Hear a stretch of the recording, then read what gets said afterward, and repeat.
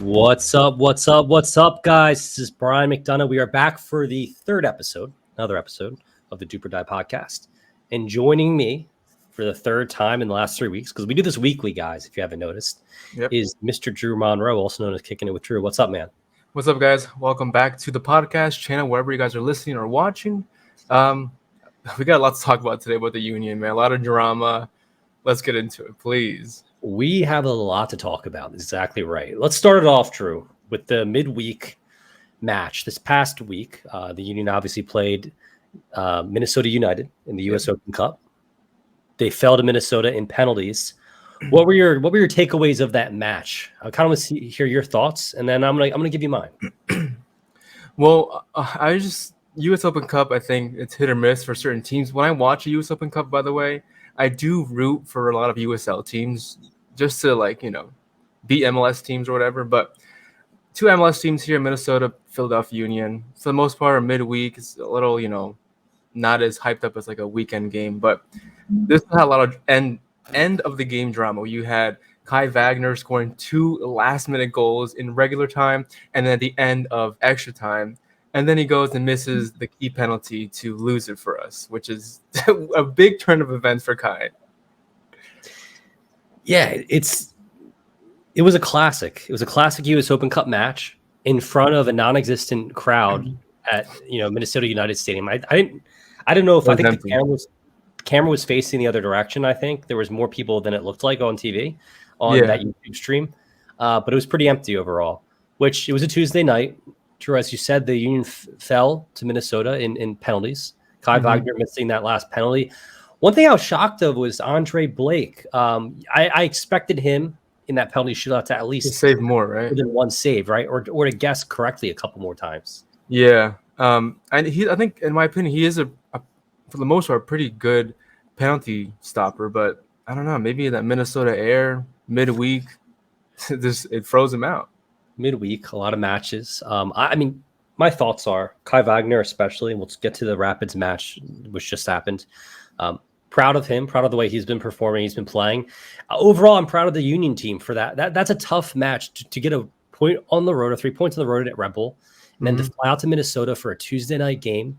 There was some squad rotation activity going on with Jim Curtin with the squad, and you got to be proud of the way the Union came back in that match, in my opinion. I don't look at it as a negative. I think it's time to now focus in on the season. They got knocked out in, what was it, the quarterfinals? That was the quarterfinals of the U.S. Open Cup, right? Yeah, something like that early on. But, as much as I hate seeing them lose, I'm cool with that because I kind of want to give these guys a break. They've been having a busy schedule, which we're going to talk about also later on in the episode. So U.S. Open Cup, it's not a priority for me. The priority is obviously the playoffs and obviously MLS Cup, Yeah, I mean, we also have the Leagues Cup coming up. We played Tijuana and Pachuca in July. That's a lot. I mean, there's a lot of games, man. That's in July. And now, obviously, Champions League is done with. So it's kind of done and dusted, U.S. Open Cup, Champions League. Yeah, if you could have it all, it'd be great to win the treble. But let's focus on MLS Cup now. So let's talk about the match against the Rapids, who, Drew, we were kind of saying before the match, are the most random team in MLS. Do you agree with me on that one? Colorado Rapids? Yeah, they're just random. Stadium is random. The name is random. Players are random. They are kind of random. I feel like it's kind of gives me Philadelphia Union vibes in like 2011, 2012. Yeah, like come on, catch up, Colorado. We were very random at one point too. I'll be honest. Before we were. We had like a bunch of weird, like different type of players, but now the Rapids are in that situation. They can't break out of it, and I always get Real Salt Lake and the Colorado Rapids mixed up for some reason. I never even think of the Colorado Rapids. If anything, when I'm thinking of that area of the country, I'm thinking of Real Salt Lake. But the Union team went away on the road, picked up 3 points again. Let's talk a little bit about that and the resiliency of this squad. Yeah, so I was a little worried for them coming off the back of the loss to Minnesota midweek. I know there was some rotation, but I think, just still traveling. Jim Curtin had expressed in our last episode, and he talked about the toll it takes on a player, missing their families, or just the tiredness of traveling so much to away games. Like, and the USA country is huge, so that's a lot of distance to travel and playing or whatever. So I was worried for them once they went down 1-0 in the first half, and I was like, damn, like maybe they're not gonna be able to pull this back. Maybe they're too tired. But then right before the half ends, my boy Kai once again scoring a beautiful goal from long range, man. Beautiful goal. Came across, I believe it was with his right foot on the left side of the box, slotted it away. Oh, it was left foot. It was left foot. Okay, yep. Came across, but it was bottom right corner finish. Yeah, beautifully done. Similar, and honestly, Julian Carranza's goal was kind of similar, one touch in a way. Yeah, it was a nice curler. I think it's two beautiful goals to win over the Rapids, which the Union need. They have not had many beautiful goals as of late. If any goals in the run of play in the final it's been third, scrappy kind of stuff, or a Gazdag penalty. Gazdag penalty. We didn't see much from Gazdag last night, but I saw Julian Carranza scoring, which was great to see. I think it was his third goal of the season. A guy that we need to play well. Obviously, a big player for us.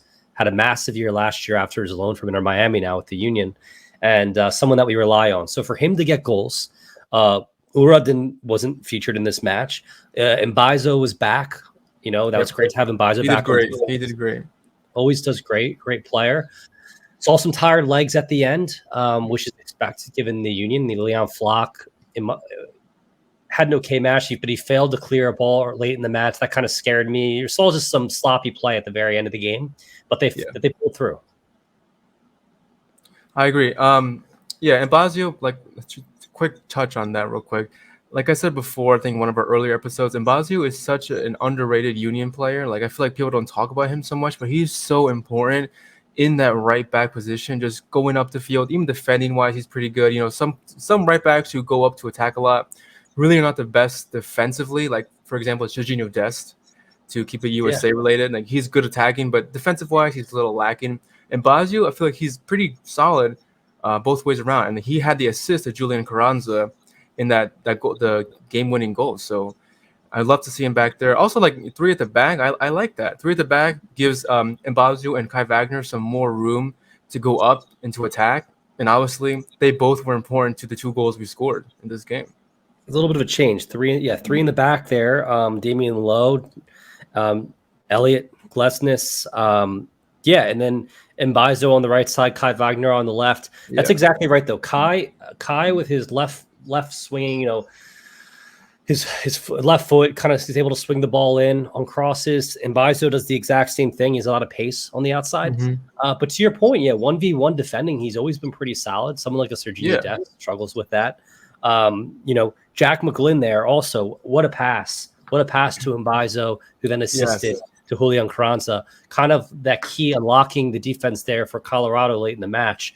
How good has he been? I think we kind of tend to overlook him as a player, but he's so young and his passing abilities are just incredible. Yeah, for being at the age he is, young. He's very good, very impressive. I think if I'm not correct, I'm sorry, but I think he, as a player that we're trying to switch over to USA to represent USA national team wise, right? So McGlynn, no, he can represent the United States. He can, right? There's been talks of him being recruited by Ireland, but that won't happen. I think he'll pledge his allegiance to the U.S. men's national team. Literally.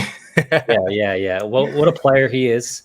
I think Jim Curtin said it before. Of all the young players to come up through the academy system, his vision on the field is just phenomenal. It's really, I think it's second to none on this Union team. I think he is the best passer on this Union team.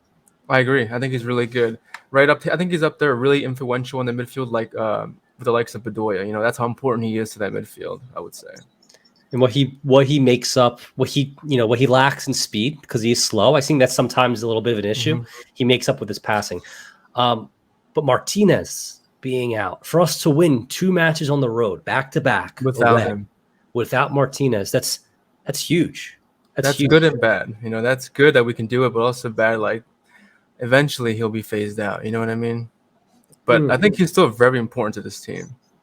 Well, he could be phased out eventually because I think he'll make a move somewhere else. But I think he's still key to this team. No, especially with that aggressiveness he brings. When we have to play against a team like who need like LAFC, like a team that we need to really push over. Like, he's a key part to that. of course. I mean, what is he? Is he 29 now at this point? I'm gonna try. I'm gonna He's look still up. young. He's younger than me. I think he's relatively young. Yeah. Well, soccer years are a little bit different when it comes to age, right? Like what's young versus what's That's old. true. Yeah. But yeah, let me look this up real quick. Yeah, Martinez, the Venezuelan. Let's see. The Jose engine in Martinez. midfield. He's 28, right? So he's 28 now. He's had 71 He's in his caps for the prime right Union. now. Mm-hmm. He's essentially in his prime, and he's Venezuelan international. Yeah, I mean, that's what we talk about, like Moneyball. If we're talking Moneyball and Philadelphia Union, I don't want to talk about selling Jose Martinez because I don't think it's the time to talk about that. No way. But at some point, right, when they're exiting their prime, when they're at the age of 30 or 31, you can get value still. And that's how the Union, I think this is how their front office needs to look at this team. But also, we just have so many young guns out there, so it's a great mix of talent. Let's talk about the drama at the end, okay? Because I've seen some tweets from some fellow Union fans on Twitter during this whole catastrophe at the end of the game, saying that that the Philly players didn't deserve a red card. You know what I mean? So what we saw was like Colorado and the Union going at it at the end because of the Colorado Rapids. I think it was Michael Barrios who pushed Andre Blake because Andre Blake was playing smart, letting the ball go out of play. Tensions are high. The game's about to be over. Michael Barrios goes ahead and pushes Andre Blake over and starts this whole fight between the Union players and the Colorado players, where the Rapid players are grabbing Union players and just drag them to the ground. There was 2 players who did that. And how do we get a red card for that? It was wild. How do you go to VAR and watch the fight and not give Barrios a red card? Yeah, he got nothing, right? I think maybe a yellow, but I don't think he got anything. He blatantly pushed Andre Blake. Blake's backwards to him. He pushes Andre Blake from frustration. Yeah. Kudos to Glesnes for getting up in his face right away. That's the type of situation where if you're Jim Curtin, and Curtin is, a fight for Philly kind of guy. He's a Philly true and blue. I mean, you can't be upset with your players at all. Even Bueno getting a red card was just very bizarre. I didn't really see exactly what Bueno did. I think he's one of the players who dragged down. I know Glesnes got taken down. But I think he was one of those players who tackled the guy, literally grabbed him like a freaking wrestler and pulled him to the ground. Like what the heck is going on? Galvan did the same thing to Glesnes, and obviously for Galvan to tackle Glesnes kind of probably went down willingly because it's a lot bigger than the Galvan. For real, yeah. But yeah, that was. I mean, it was exciting. It's as exciting as it gets for a Saturday night. Well, I mean, that sounds like it's for a MLS match on a Saturday night at like 12 a.m. because it was late Eastern time. I'm sure you could do more exciting things on a Saturday night, but for me, I was sitting on my couch watching the Union, which that's watching the brawl. And I kind of started to think about brawls. What sports have the best brawls? I was kind of like disappointed with the brawl. I wanted to see some punches, some swings. You don't really see that with MLS brawls typically. No, I feel like you don't see too much stuff like that with soccer in general. You know what I mean? But probably I think it's been toned down more. But when I think of brawls in sports, I think of hockey. Hockey brawls. Yeah. But I think it's been toned down more than 10 years ago. Baseball has some sick brawls when the dugout's clear. I've never seen that before. I'm not a big baseball watcher. Dugout's clear, and typically it involves the pitcher and the batter. And the batter will, if a pitcher hits a batter intentionally, or he feels like it's intentional, he'll charge the mound. Dugouts will clear. There's been some famous ones. I think hockey and baseball have the 2 best. Damn. Yeah, hockey's definitely up there. I mean, I feel like they're always known for the player fighting, and then because the refs just let them go, so people remember that stuff. But last night, the refs kind of just didn't have control over the match. I felt like, which a lot of people were tweeting about too. Yeah, there was zero control especially at but also, what could you do when every player is just pushing, grabbing your shirts, tackling each other, pushing, screaming? How do you even control that as a ref? You got to give more cards early on. Barrios came in with an agenda. I feel like he kind of was, honestly, for lack of better terms, a prick the entire night he was out there. From the time he came off the bench. Yeah. I think you needed to show him a card early on with some of his play. It was it's a weird. Think about this as a Colorado. If you're a Colorado fan, you're out there. You're sitting in that stadium, which is just a bizarre stadium. I think it's one of the worst in MLS. We're really kind of. I don't know why I'm going after Colorado right now, but I doubt we'll have any Rapids listeners. That's fine. They will. And if we do, this is a test to see if you can defend your team. It's a random stadium, random team. It's a Saturday night. It's late, and your team's not only down 2-1. This fight breaks out. I guess it's some excitement. There's a red card given to Bueno, a red card given to, I said his name earlier for Colorado, Galvan. Yeah. Play doesn't even continue. The game's just called. Yeah, that's it. The refs was like, all right, that's it. We're done. It was like 20 minutes of just like grappling, fighting, and then the game was over. And then you just go home losing 2-1. Yeah, and also, and their team also they're not doing good in MLS. Only 2 wins. When I say 2 wins, 6 draws, and 4 losses. So, they're not having the best start of the season right now. But to me, it looks like they'll probably end outside the playoffs this year in the Western Conference. It's just they have a random. Their lineup is bizarre. Random. It's like I think they have a DP from Denmark, Ronan from Ireland. Mm-hmm. You have a lot of nationalities out there that are just. I mean, it's Union the same thing, but I feel like there's kind of a system in place. Academy, some South American talent. Hidden gems from Europe. They just kind of have a random lineup, I feel like. Yeah. But I can't even really name any players on the Rapids team except maybe Jonathan Lewis. Yeah, who by the way had an opportunity to equalize late in the match and he totally blew it.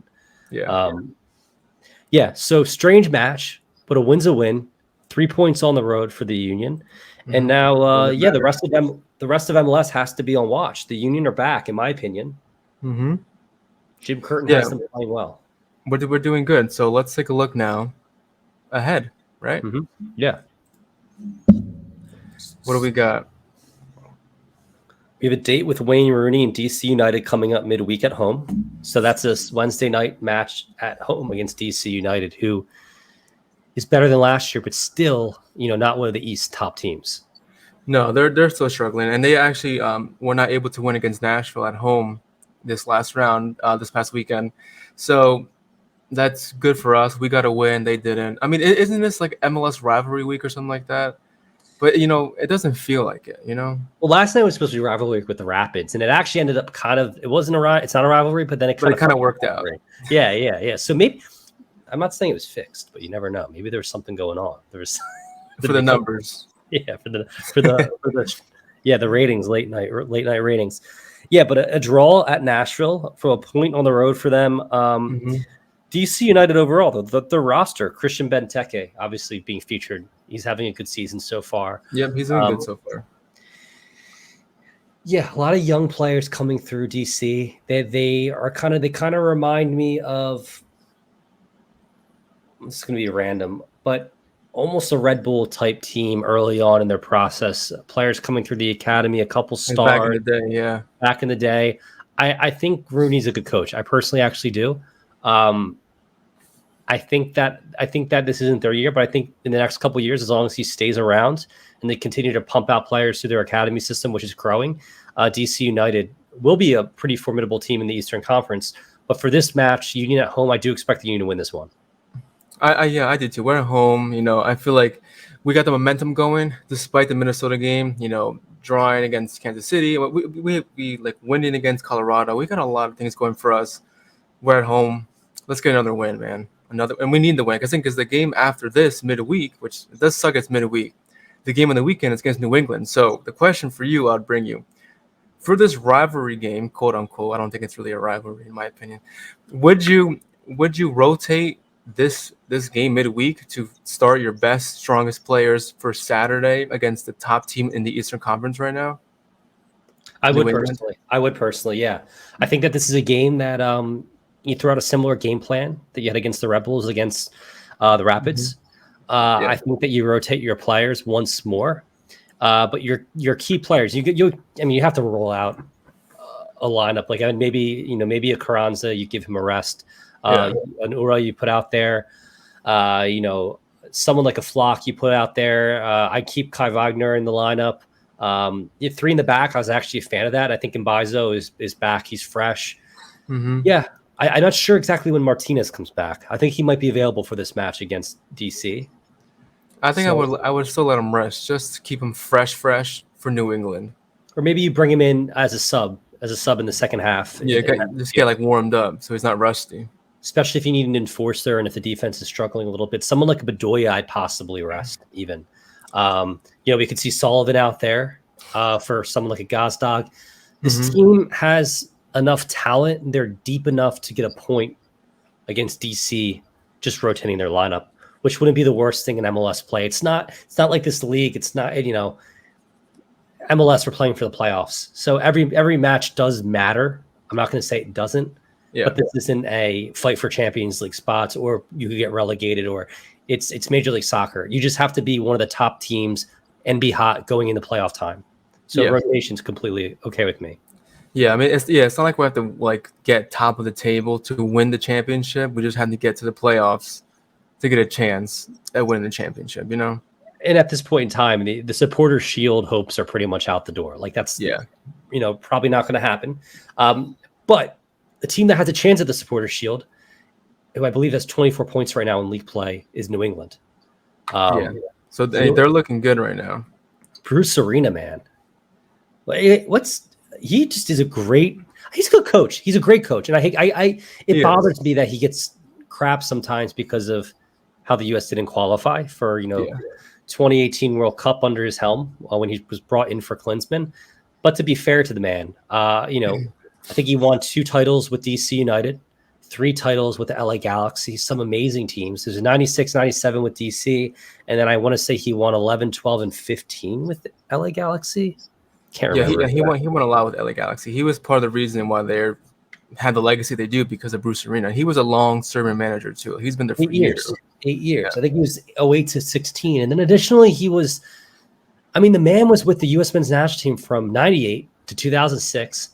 And he had the U.S. men's national team at number 4. People don't really remember this, but in 2006, they were ranked number 4 in the world. And they made it to the highest ever ranking, I think. And they made it to the quarterfinal in the 2002 World Cup under Bruce Arena. So, give the guy some credit. I think everyone has a recency bias with this guy, but 71 years old and he's showing what he's capable with New England right now. Yeah, he's doing really good. He's obviously like a fine wine. He's getting better with age. But the thing that's worrying for us Union fans, and I'm sure the team, is that New England doesn't actually have a game midweek. Only we do.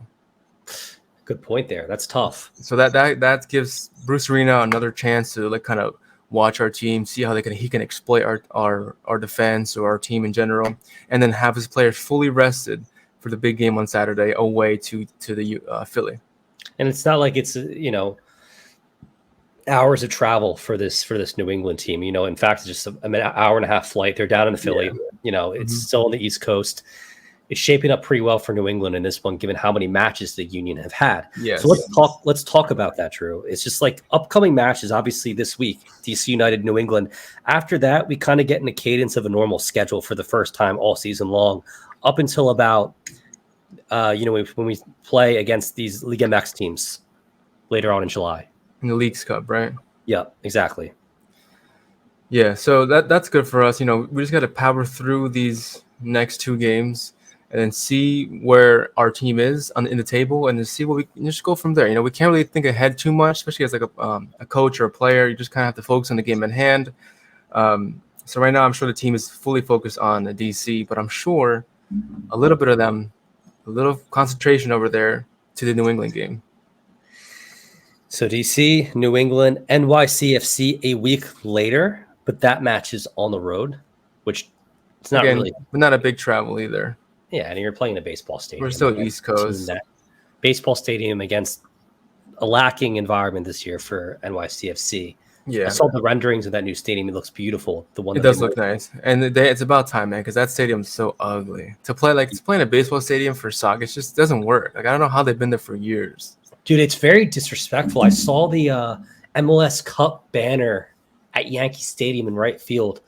I think Rob Stone posted on Twitter. It's this small little banner up in right field hanging on the face of the second deck. My God. And it looks like the Celtic banner back here. It's like that size. It's a little thing. Home of the champs. Against the that year when the Union had 9 of 11 starters out with COVID, but we won't complain. We won't go there. Nope. Still a title's a title for NYCFC, and we're working towards our first. But yeah, man, I mean, I think it's just it's exciting. It's an exciting time. I know that the Union are still feared. They're respected around the league. They're a deep team, and now that they only have MLS to focus on, really outside the League Cup, will be a threat. I think they'll be a threat. All right, we'll wind down this episode with one random conversation like last week. We talked about the Mount Rushmore, which someone on Twitter actually called me out, said Mount Rushmore only has 4 heads, not 5. Oh shoot! So we're completed. And also that Benjamin Franklin did not invent the printing press. Technically, you got to be careful what you say on these podcasts, man. People come after you. Hey, as long as people listen, I don't care. Okay. That's what I said. I think it was Johannes Gutenberg invented the printing press, I believe. I was corrected for that. Now, let's do one more Mount Rushmore, because we're talking about Bruce Arena. The Mount Rushmore of MLS head coaches all time. Oof. That's 4. Right. 4. Let me go first. Bruce Arena, obviously. Mm-hmm. The Seattle Sounders manager who passed away, Siggy Schmidt, something like that. Yeah. He was good.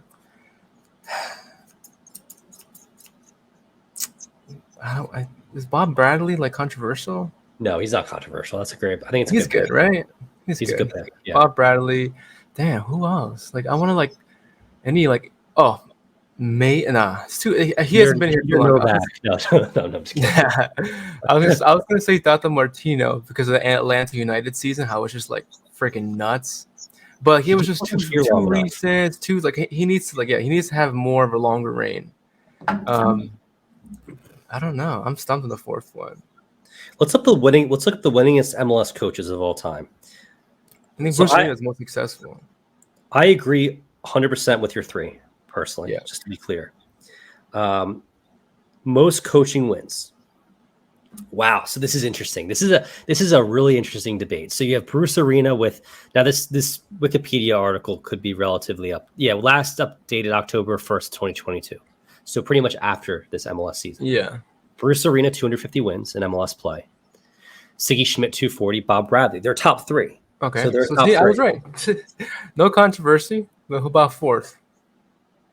So now we're looking at guys like Peter Vermees or Dominic Kinnear, Oscar Pereja. But I feel like I would pick like managers who were like successful. I wouldn't put Jim Curran on there because even though he's a good manager, he does good with Union, but he hasn't been as successful as some of these other 3 heads we have on the Rushmore. Frank Yallop is an interesting head coach. Because he had a lot of success early on with San Jose. I think that I don't know if I feel comfortable putting that 4th head up there, to be honest. I don't know. I think that's still open for speculation. Or if you guys are listening, let me know what you guys think, or let us know what you guys think the 4th head should be. Because I don't know. I feel like there's not enough managers in MLS who were proven, who won a lot, or like had a long reign. Tata Martino won stuff with Atlanta, but like then he bounced. There's guys who I think if they stayed around MLS, they would have been top all-time man. Like someone like a Patrick Vieira, who I know recently struggled at Palace, but he was able to win with he didn't win with NYCFC. What am I saying? He left before that. Yeah, he did. Yeah. I don't know. See, exactly. This is still open for debate. Number 4. Jesse Marsh back one day and has some success. Jesse Marsh, yeah, I suppose. All right, and then we'll take it a step further. Top American coaches, Mount Rushmore of American head coaches in, you know what? I don't know. Should we say all sports or should we just stick to soccer? All soccer. I don't know. All sports. Okay. Right. Stick to soccer. Obviously other guys are out there too. American-born, raised coaches who've coached elsewhere. Yeah. I still think Bruce Arena would be up there, right? Like he's done a lot with MLS. He did good with USA national team. I don't think it changes much. Bob Bradley. And Siggy Schmidt, he was also American, right? Siggy Schmidt. Yeah, he's German American. I think he was Yeah. more like serviceman in Germany. I would probably put Jesse Marsh up there possibly just because he's had the longest stint of a Premier League coach. Yeah, but what about Greg Berhalter, who actually won stuff with the USA? That's Even though it's controversial. Should it be controversial though? Like, do we think we're a little bit too tough on Greg Berhalter? Take Oh, away. I think there's too much just MLS haters who like because he's from MLS they don't mess with him. But he did win Nations League, and he did win the Gold Cup. He did get us kind of out of the knockout stages in the World Cup, even though he was out coached, but out coached against the Netherlands completely. Yeah. That was just not a good game, personally. No, that was definitely, I think, his worst game ever coaching because he didn't change anything up. Like, he would just conceded 2 goals right away in the same fashion, same way, same play. So he definitely lost a lot of stock there with USA fans as well. But I still think that he was good, and some people will make excuses like, oh well, the players are good, the players won it for him. Well, then I guess the players, controversial. I don't think he did anything that Bruce Arena wouldn't have been able to do if he was that coach. Personally, no, I mean, if you look at all like Bob Bradley or Bruce Arena's World Cup campaigns, they also got kind of out coached, I would say, or also didn't succeed as well in their knockout stages, against Ghana or whoever it would be. Mm-hmm. Yeah, so we'll keep it there. We'll keep that. We always kind of leave little breadcrumbs out there for you guys if you're listening. Comment below. Who do you think is the number 4 on the Mount Rushmore of MLS coaches? And then likewise, number 4 on the American-born head coach, Mount Rushmore. Drew, well, I think that wraps it up for the Doop or Die episode number 3. Yeah, man. We didn't really talk about where to find us. You guys, at this point, if you're listening this far in, you're probably a fan of the episode, I hope. If you're not, feel free to give us some critical feedback. We don't mind that either. If you're still here, you're special. Just saying. Yeah. Everyone, and any Philadelphia Union supporter is special. But yeah, guys, hit like, subscribe, all that cliche stuff, and follow us on this Doop or Die journey weekly.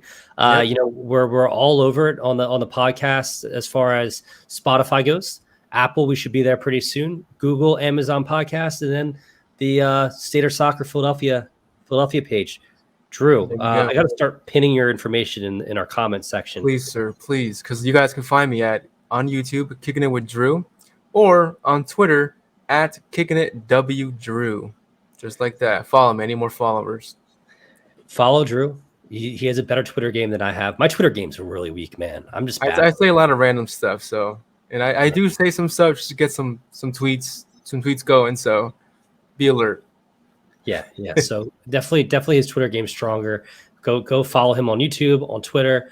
Guys, with that, future episodes, we're looking to have some guests on. So is anyone you'd like to see on Doop or Die, let us know in the comments below. No guest is off limits. Exactly. I don't even know what I'm saying here. Doesn't matter who they support, as long as they come on here, we debate, we talk about whatever we talk about that day.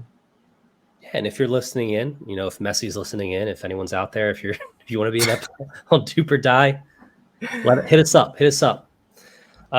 Drew, with that, I want to play the song, and that does it for episode number 3. Ciao.